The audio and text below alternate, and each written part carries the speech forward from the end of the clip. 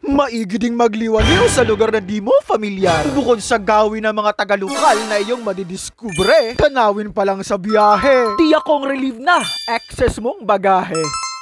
Kita mo tong pili. Mantakin mong kinakain pala balat nito. Kung paano ang proseso, ay madali lang to be. After mong mahugasan, ibabad mo lang sa tubig na maligamgam. Antay ka lang ng ilang minuto, sabay tanggalan mo na ng itim na balat yan. At kung paano, ganito lang kadali yan. At pag ganito na, tulad ng hawak ko, ay subo mo na yan.